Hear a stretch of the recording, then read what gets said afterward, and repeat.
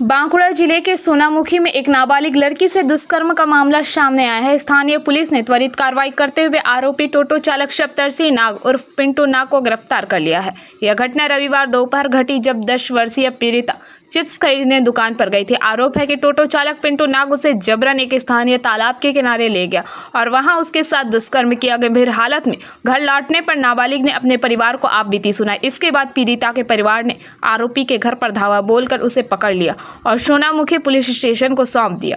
परिवार की लिखित शिकायत के आधार पर पुलिस ने पिंटू नाग को तुरंत गिरफ्तार कर लिया। आज आरोपी को विष्णुपुर उपजिला न्यायालय में पेश किया गया। पीड़िता के परिवार ने आरोपी के लिए कड़ी से कड़ी सजा की मांग की है।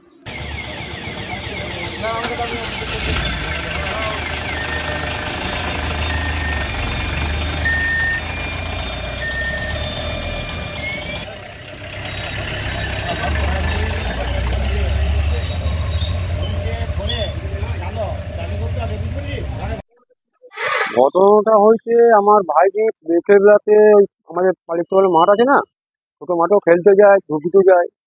কালকে তো এমনি ওয়েদার খারাপ ছিল, একবার সকাল সন্ধ্যার গেছে খেলতে গিয়েছিল, তাকে দেখে আম দুয়া বড় বড় করে দেখে দেখে একটা মাইতো মায়ের সামনে ভাঙা বাড়ি আছে, সেখানে ঢুকিয়ে তাকে প্যান্ট জামা খুলতে বলে, দুটো প্যান্ট জামা খুলে যে সে ভাইজি আমাদের গেছে কাঁদতে কাঁদতে বলে আমাদের কাকা এভাবে করেছে, হ্যাঁ আমার এখানে ব্যথা করছে। তারপরে আমরা অ্যাকশন নিই, তাকে তুলে এনে মারধরও করি, থানাতে আমরা তুলে দিই।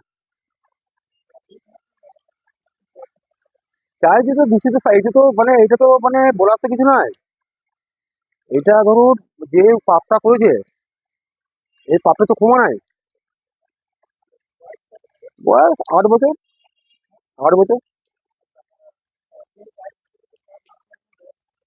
তার বয়স হবে 30।